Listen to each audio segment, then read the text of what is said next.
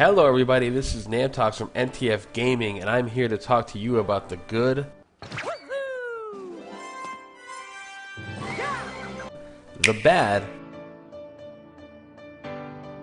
and the ugly. I almost forgot something very important. Splatoon 2! From the Nintendo 2017 presentation that just happened last night in Japan and was streamed worldwide on YouTube and Twitch. Just about anywhere that had an internet, you were hearing about this thing. Well, let's start off with the ugly. The actual presentation itself was very Japanese. It tried to bring the charm and the over-the-top presentation of a Nintendo Direct to a live setting, and for the most part, it was just awkward at best and very cringeworthy at worst. There was this one translator who did not know how to translate. And, in a game for Nintendo Switch. Thank you very much for your time today. It was Grasshopper Suda 51 signing in. Very well, and every time a guest came on, everybody just groaned and kind of just held their shirts up over their eyes and was praying to the gods that he, just stopped talking, which is not what you want a translator to be doing, especially when you have big guests coming on to announce new projects, like a No More Heroes 3 or the fact that Sega was there. It was just very awkward, and you just don't want that. It was just not pretty. Some of the stage transitions, and it just was really, really Japanese in a cool way, but it was just very awkward. It's not what the mainstream needed, especially not for a new system like this. You go out and impress people. It was just a very awkward way to do it. They should have just done an actual straight-up Nintendo Direct if that's the direction they wanted to take this presentation in, instead of doing it on a live stage with a very stiff crowd of people who don't really care much to see old Japanese men dressing up in costumes and being silly. As for the ugly, there is plenty of that. As details started to come out about the Nintendo Switch, let's just talk about it right now. First of all, the prices of peripherals and controllers are extremely expensive. Joy-Cons being $70, or $80 actually, and the Pro Controller being $70, and then you have the dock, which is $90. It's just very, very expensive. It's very pricey, especially for Joy-Cons. You look how small they are.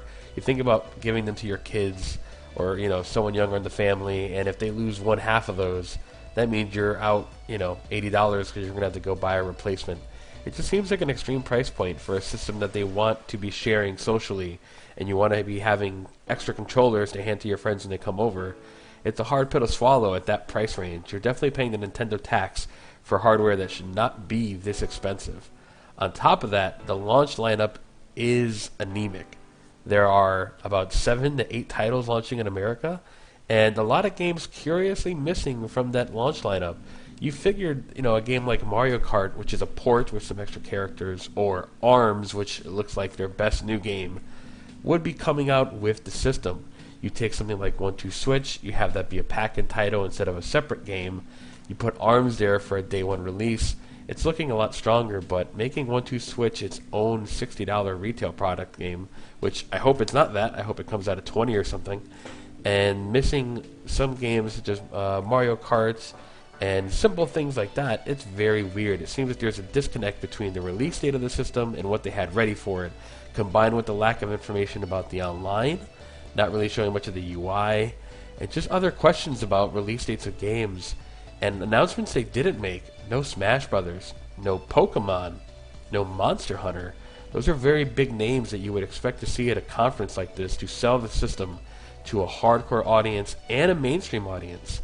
As good as Zelda looks, the average person is not going to go all the way in for that title alone without having something else there to back it up. These all combine to just create an ugly side to this system that is very troubling, and I hope it's not indicative of where they're taking it. I hope it's really because they're rushing it to have it out by March 3rd, and nothing much more than that. And that's where I think the ugly comes in with the Nintendo Switch.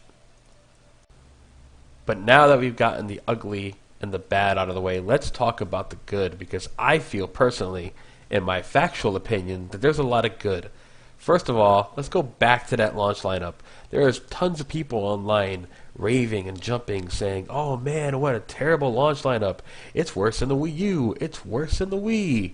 It's like, you people are out of your flippin' minds. There is a new Zelda game, and not just a new game, from Zelda. It looks like they have taken the time to make this a masterpiece.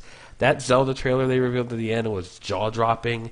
It looked incredible. The scale, the scope of Legend of Zelda looks to be so big that it can go over anything else. I mean, you are forgetting that Wii U didn't have a killer app. The Wii had Wii Sports, true, but that was literally it. You know, no matter what they launch with, having a top-tier AAA launch title like Zelda is absolutely massive. And yes, you can get it for the Wii U, so you don't need to switch for it.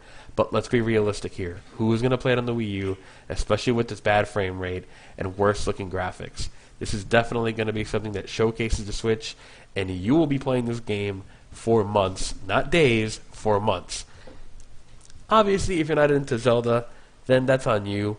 And the other games they have coming out are solid, but they're more Japanese-friendly style games. A game like Puyo Puyo Tetris and Bomberman and I Am Setsuna, those are games that speak to a more hardcore Japanese fans like I am. Like, I like those kinds of games. I understand they're not for the mainstream. I can see why the mainstream is, you know, fighting against this.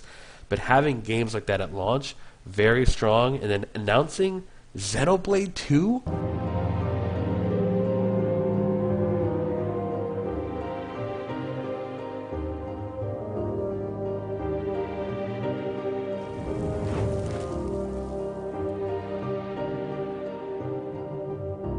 Are you fucking kidding me? Xenoblade 2? I had to walk out of the room because I was so hyped. Then you have Fire Emblem Warriors, but made by Team Ninja and not Koei. You have the new game, the Octopath Traveler, from the people who made Bravely Default. You have Dragon Quest X and 11 are coming to the Switch. This is like a Japanese gamer's dream. Like, the games they have coming for that thing look incredible. A new Shin Megami Tensei. The lineup of games already, and then you have, you know, Splatoon 2, Mario Odyssey. I mean, it's not going to be hurting for games. I can't remember the last time Nintendo released a major mainstream Mario game and a major Zelda title in the same year. It's not going to be hurting for quality. People judging the launch lineup are crazy. They need to look back and check their history. The last time a system launched with a killer app like this was Xbox with Halo, and we see how well that turned out, even though it supposedly quote-unquote had no games. The actual system itself looks amazing. The $300 price point is more than what some people were thinking, but that's what you get for looking at rumors. I still think it's a totally fair price. There's no way they're going to release this thing at $200, which is the same price as the 3DS. It just wasn't going to happen. That's not realistic. You know, having the memory cards be SD means it's going to be easy to get a bigger hard drive space without, you know, going broke, unlike the controllers. And they actually are going to have an online that you pay for. So hopefully that means that they did their diligence in making the online work better.